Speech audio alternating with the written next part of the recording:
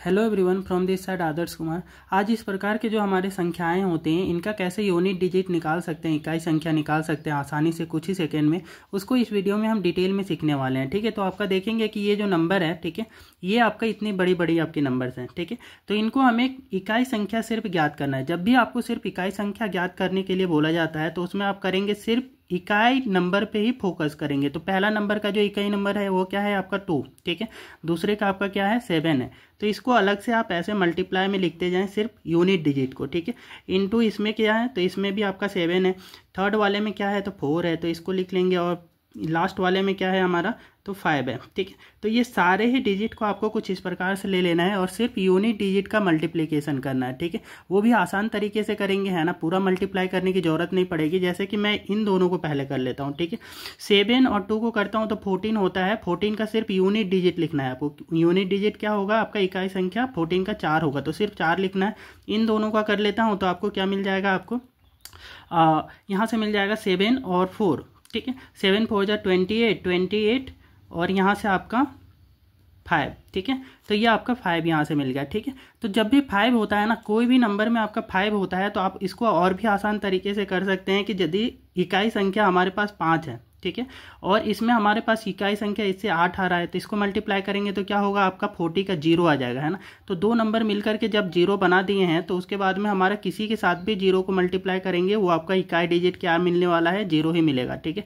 तो इकाई डिजिट आपको क्या है, यहाँ से पूरी संख्या का आपको 0 मिल जाएगा। ज़्यादा कैलकुलेशन करने की जरूरत नहीं है, तो इसको डायरेक्टली यहाँ से भी कर सकते हैं, इतना आपका करने की भी जरूरत नहीं पड़ेगी। कैसे करेंगे आप, तो देखिए कि यहाँ पे कहीं पे 5 है क्या, ठीक है, 5 है और कोई सम संख्या भी होना चाहिए जिसका आपका क्या है यूनिट डिजिट में कोई आपका 2 से डिविजिबल आपका नंबर हो, ठीक है। तो ऐसा कोई संख्या है क्या इनमें से, ठीक है। तो ये आपका ये है ना, ये है जो आपका क्या है यूनिट डिजिट में आपका सम संख्या रख रहा है, इवन नंबर रख रहा है, और ये भी है, ठीक है। जब जैसे ही आप 5 को इनके साथ मल्टीप्लाई करते हैं, 5 को 2 से मल्टीप्लाई कर देंगे तो 10 हो जाएगा। 10 का एक 0 आपका आ गया ना यूनिट डिजिट में। अब 0 को किसी भी नंबर के साथ मल्टीप्लाई करेंगे तो आपको फाइनली 0 ही मिलने वाला है, ठीक है। तो आपको क्या होगा, आंसर आपका यहाँ से डायरेक्टली यूनिट डिजिट क्या मिल जाएगा, आपको यहाँ से 0 मिल जाएगा, ठीक है।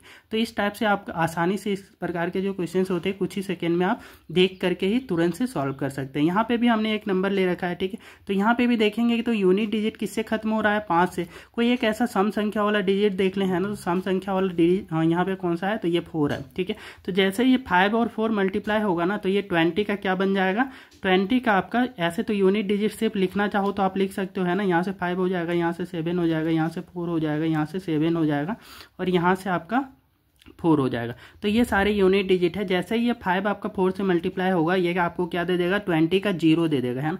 तो यूनिट डिजिट एक बार 0 आ गया तो 0 को आप 7 से फिर मल्टीप्लाई करें, उसके बाद फिर 4 से करें, ठीक है। तो वो फाइनली आपको 0 ही ऑब्टेन होने वाला है। तो इस तरीके से आपका ये भी आंसर कितना आ जाएगा, आपका 5 ही आ जाएगा, ठीक है। तो कुछ आपका घात वाले क्वेश्चंस को भी कर लेते हैं। जैसे इस प्रकार के क्वेश्चंस आ जाते हैं तो आप क्या करेंगे इसके, ठीक है।